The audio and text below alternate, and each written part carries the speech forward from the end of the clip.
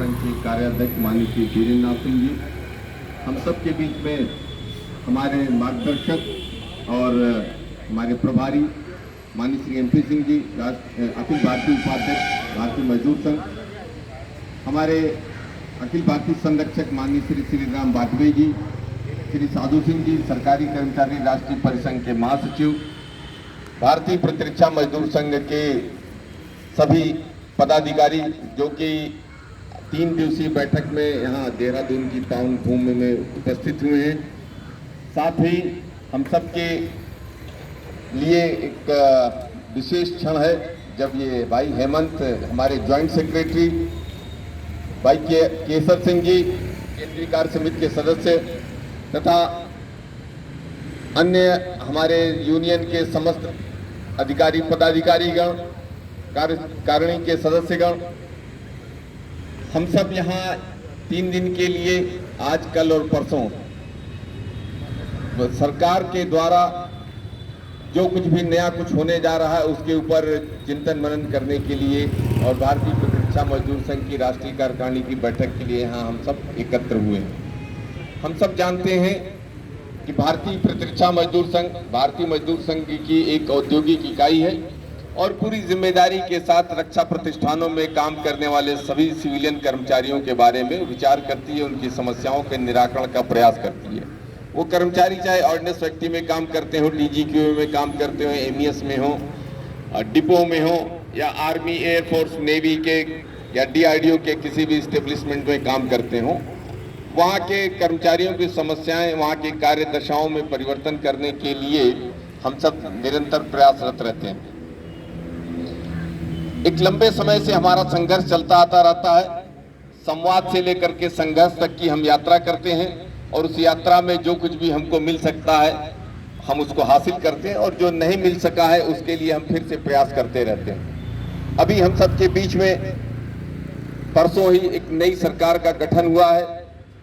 तमाम सारे मंत्री उनमें पुराने हैं, लेकिन सरकार एक नए टर्म के साथ, एक नए मैंडेट के साथ हम सबके बीच में आई है।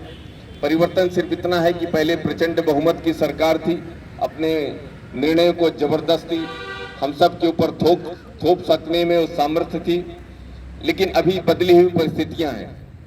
बदली हुई परिस्थितियों में सरकार उतनी सशक्त नहीं दिखती है और इस वजह से हम सब की एक जिम्मेदारी बनती है कि भारत को सशक्त बनाने के लिए और ऐसे सशक्त भारत में सशक्त कर्मचारी और सशक्त ट्रेड यूनियन रहें, इसके लिए हम सब अपनी जिम्मेदारी को महसूस करते हैं और हम ये कोशिश करते हैं कि हमारी तमाम सारी समस्याएं कर्मचारियों की उनका निदान हो सके और ये समस्याएं राष्ट्रहित की जो चौखट है उसके भीतर हैं।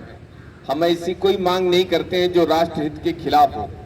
जो भारतीय मजदूर संघ का ध्येय वाक्य राष्ट्रहित, उद्योग हित, मजदूर हित, उसके अंदर ही हमारी बातें रहती हैं। हमारी चिंताएं हैं कुछ विशेष, जैसे अनेक वर्षों से हम सब जूझ रहे हैं।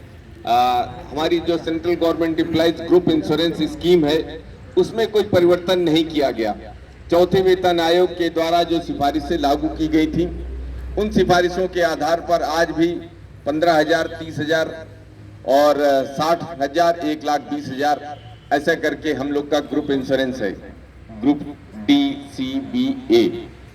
और आज की तारीख में ये जो अमाउंट है 30,000 या 60,000 रुपया, ये कोई ऐसा अमाउंट नहीं है जिसको किसी कर्मचारी की मृत्यु के पश्चात दिया जा सके। एक लंबे समय से हम सब इसके लिए संघर्ष कर रहे हैं, लेकिन अभी तक उसमें कोई परिवर्तन नहीं हुआ है। हमारी जिम्मेदारी बनती है कि सरकार के सामने हम इस मामले को फिर से उठाएं और इसमें महत्वपूर्ण परिवर्तन करा सकें।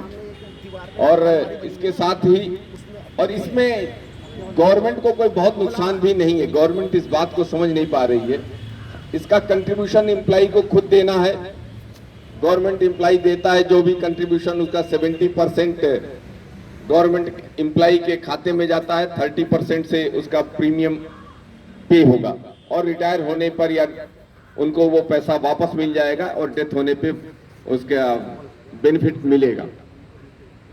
ऐसे मामले में हम सब की मांग है कि न्यूनतम जो ग्रुप इंश्योरेंस स्कीम है उसका लाभ, उसकी राशि 15,000 रुपए से बढ़ा करके कम से कम 15 लाख रुपए की जानी चाहिए, जो कि आज के समय के अनुसार अनुकूल है।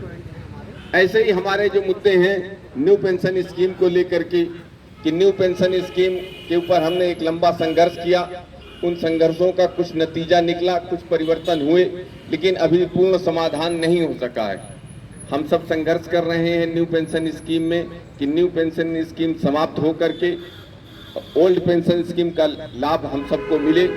और न्यूनतम कुछ मांगे हैं उसमें कि हमारा जो मूल वेतन है आखिरी, उसका कम से कम 50%,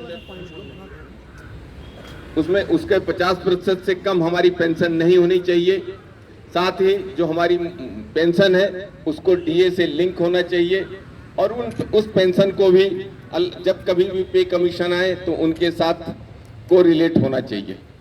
एनपीएस में हमारी ये मांग है। एनपीएस के संघर्ष व्यर्थ नहीं जा रहे हैं। कुछ महत्वपूर्ण परिवर्तन एनपीएस में आपको देखने को मिले हैं, जैसे कि सेवा काल में मृत्यु होने पर एनपीएस की बजाय ओपीएस का बेनिफिट मिलने का।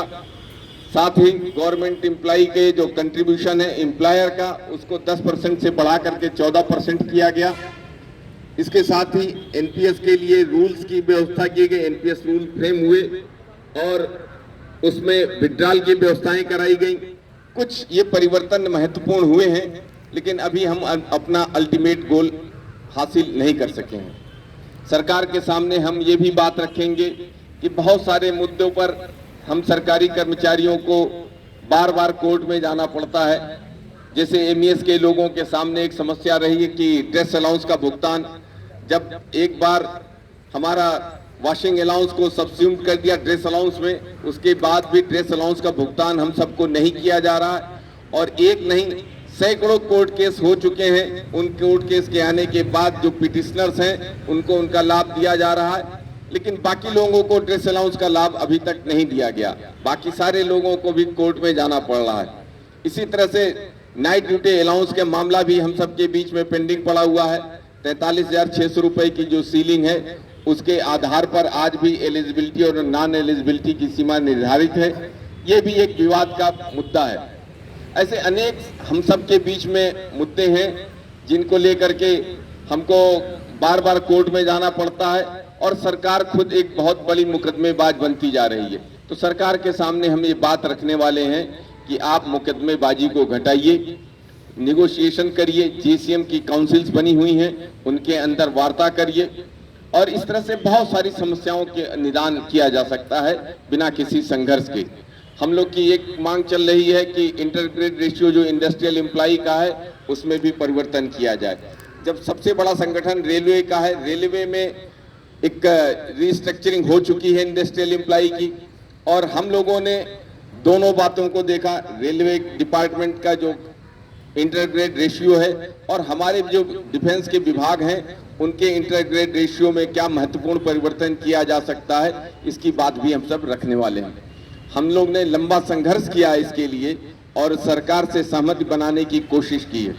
तो ऐसे करके तमाम सारे मुद्दे हैं जिनके ऊपर हम लोग चर्चा कर रहे हैं और काम कर रहे हैं। एमईएस के बारे में भी हम लोग की चिंताएं आप सभी को ज्ञात हैं।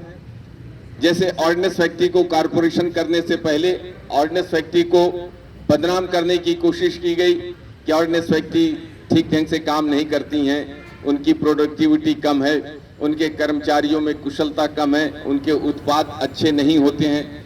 ऐसे ही एक प्रॉक्सी वार एमईएस के साथ शुरू हो चुका है।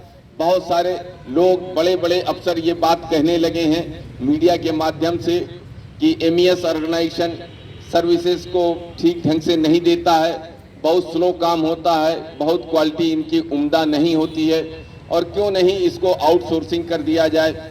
और बहुत सारे मामलों तक ये सफल हुए हैं, आउटसोर्सिंग जारी है। लेकिन हम सब के सामने चुनौती है कि एमईएस ऑर्गेनाइजेशन को हम लोग बचाएं, और सरकार की ऐसी किसी भी नीति के खिलाफ हम सब संघर्ष करने के लिए तैयार हैं। यहाँ सरकारी अधिकारी जब कभी भी हम संघर्ष करने के लिए उतरेंगे, सरकारी नीतियों का विरोध करेंगे, तो निश्चित रूप से जानिए कि किसी न किसी बहाने हमारे कर्मचारियों का, हमारे ट्रेड यूनियन कार्यकर्ताओं का उत्पीड़न किया जाएगा, उनको अनेक झूठे मामलों में फंसाने की कोशिश की जाएगी। और लेकिन भारतीय मजदूर संघ का कार्यकर्ता कभी भी इन बातों से विचलित होने वाला नहीं है। हमें पूरा विश्वास है कि हम सब जन समर्थन हासिल करके, अपने कर्मचारियों का प्यार और आशीर्वाद हासिल करके हम सब अपनी समस्याओं का समाधान करेंगे। हमारे लंबे संघर्ष के कारण, हमारी विश्वसनीयता के कारण अभी जो मेंबरशिप वेरिफिकेशन हुआ है उसमें हम देश भर में रक्षा के प्रतिष्ठानों में तीसरे क्रमांक से दूसरे क्रमांक की तरफ एक कदम आगे बढ़े हैं। आने वाले समय में जब अगला वेरिफिकेशन होगा तो हमें लक्ष्य रखना है कि हम सब नंबर 1 के क्रमांक पर पहुंचें। और तमाम सारी ट्रेड यूनियंस के साथ बहुत जिम्मेदारी की, हम सिर्फ समस्या नहीं करना चाहते, सिर्फ समस्याओं को बना करके रखना नहीं चाहते। हमारा उद्देश्य है कि समस्याओं के समाधान के लिए हम लोग कोशिश करें, समस्याएं धीरे धीरे कम होती जाएं और लगभग समाप्त होती जाएं। बाकी ट्रेड यूनियंस इस जिम्मेदारी को महसूस नहीं करती हैं। उनके सामने सिर्फ एक मुद्दा रहता है और वो रहता है कि समस्याओं को बना रहना, ताकि सरकार की आलोचना की जा सके, अपने कर्मचारी साथियों को गुमराह किया जा सके और उनका किसी न किसी प्रकार से उत्पीड़न करा करके अपनी मेंबरशिप को बनाए रखा जा सके। हम उन लोगों में से नहीं हैं, हम राष्ट्रवादी विचारधारा के लोग हैं। हम सबके सामने एक बड़ा लक्ष्य है कि इस राष्ट्र को भी आगे बढ़ाना है और कर्मचारियों की समस्याओं का निराकरण भी करना है। एक ये बहुत गंभीर जिम्मेदारी है हम सब कार्यकर्ताओं की, और मुझे पूरा विश्वास है कि हम सब मिलकर के भारतीय मजदूर संघ के हम सब कार्यकर्तागण, चाहे वो इस यूनिट के अंदर काम करने वाले लोग हों या फेडरेशन में काम करने वाले लोग हों या फिर राष्ट्रीय स्तर पर भारतीय मजदूर संघ के पदाधिकारी हों, हम सब एक लक्ष्य से काम करेंगे, इस राष्ट्र के हित के लिए, इस राष्ट्र में जितने भी उद्योग हैं उनके हित के लिए, और जो उन उद्योगों में काम करने वाले हमारे कर्मचारी साथी हैं उन सब के हित के लिए। तो आइए हम सब मिलकर के एक साथ चलते हैं और एक नए लक्ष्य की तरफ आगे बढ़ते हैं।